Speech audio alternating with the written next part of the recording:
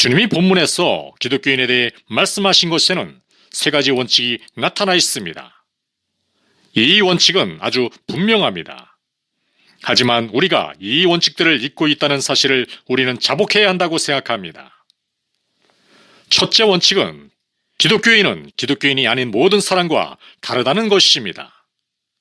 주님께서 다른 무엇보다 강조하고 싶어 하신 것이 이 원칙이었기 때문에 우리는 이 원칙을 이미 살펴본 바 있습니다.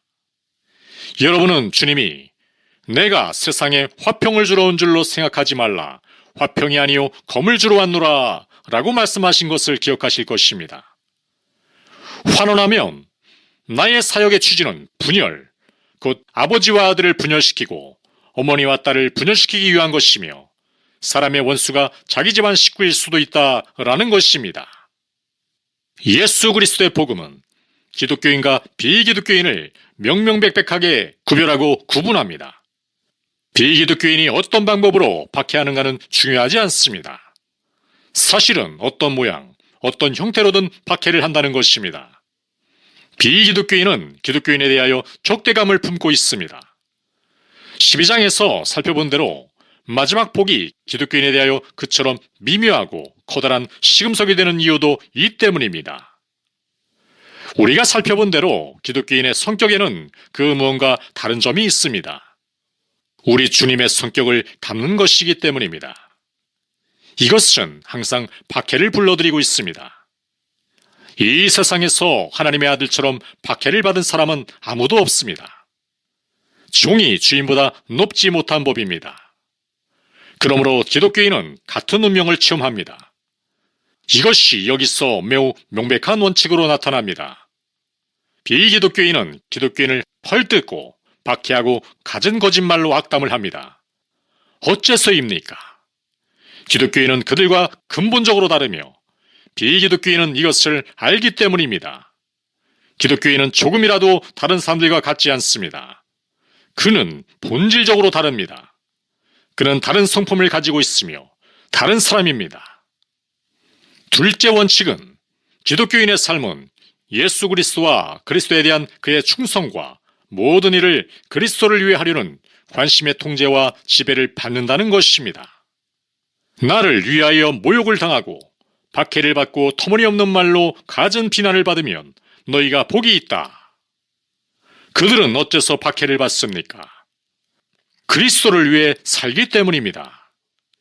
저는 이것으로부터 기독교인의 전 목적은 자기를 위해 사는 것이 아니요 그리스도를 위해 사는 것이라고 추론하는 바입니다. 사람들은 기독교인이 아니면서도 서로 불쾌감을 주며 박해할 수 있으나 이것은 그리스도를 위한 박해가 아닙니다. 기독교인의 박해의 특이한 점은 그리스도를 위한 것이라는 데 있습니다. 기독교인의 삶은 항상 주 예수 그리스도의 통제와 지배를 받아야 하며 그의 보시기에 종가의 원칙에 지배를 받아야 합니다. 이것은 신약 성경 어디서나 찾아볼 수 있습니다. 기독교인은 새 사람으로서 그리스도로부터 새 생명을 받고 자기가 그리스도와 그의 완전한 사역에 특히 그의 십자가 위에 죽으심에 모든 것을 빚지고 있음을 알고 나는 내 것이 아니라 값으로 사신 바 되었다라고 다짐합니다. 그러므로 기독교인은 그를 위해 죽으시고 값으로 사셨고 다시 사신 분의 영광을 위하여 남은 여생을 살고 싶어 합니다. 그러므로 기독교인은 몸과 혼과 영 모든 것을 그리스도에게 바치고자 소원합니다. 주님은 이것을 가르치셨을 뿐 아니라 신약 서신의 어느 곳에서나 강조하고 있습니다. 그리스도를 위하여 라는 것은 기독교인의 삶을 통제하는 동기가 됩니다. 이것은 우리를 다른 모든 것과 구별하고 기독교 신앙 고백을 철저하게 시험하는 시금석이 되는 것입니다. 우리가 참된 기독교인이라면 우리가 실천하는 면에서 아무리 실패하더라도 우리의 소원은 그리스도를 위하여 그의 이름을 찬양하고 그에게 영광 돌리기 위해 사는 것이어야 하겠습니다. 기독교인의 세 번째 특징은 기독교인의 삶은 앞으로 임할 하늘나라에 대한 생각의 통제를 받아야 한다는 것입니다. 기뻐하고 즐거워하라. 너희가 하늘에서 받을 상이 크다. 너희보다 먼저 온 선지자들도 이와 같이 박해를 받았다. 이것은 다시 신약 성경의 가르침의 기초적이며 필수적인 요소의 일부가 됩니다. 이 점은 매우 중요한 교훈이며 신약 성경 어디서나 찾아볼 수 있습니다. 히브리서 11장에 있는 구약 성경의 훌륭한 개요를 보십시오. 저자는 이 사람들이 믿음의 영웅들이라고 말합니다. 그들의 비결이 무엇이었습니까?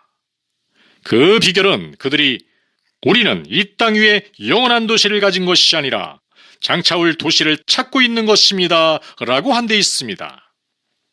그들은 모두 하나님께서 설계하시고 지으실 튼튼한 기초를 가진 도성을 찾고 있던 사람들입니다. 이것이 그 비결입니다. 그러므로 우리가 여기서 상기하는 이것은 기독교인과 비기독교인과의 명백한 차이점을 보시게 됩니다. 비기독교인은 이 세상 너머의 세계를 생각하지 않으려고 갖은 짓을 다 합니다. 이 점은 오늘의 쾌락광들의 저희를 설명해 줍니다. 생각을 억제하는 것, 특히 죽음과 내세의 생각을 회피하는 것은 하나의 큰 음모요 노력입니다. 이것은 비기독교인들에게 전형적인 것입니다. 비기독교인이 죽음이나 영혼에 대해서처럼 그렇게 싫어하는 것은 없습니다. 하지만 한편 기독교인은 이런 일들을 매우 많이 생각하며 이것을 곰곰이 유의하며 이것은 그의 삶과 전망에 있어 큰 통제 원칙과 요소가 되는 것입니다.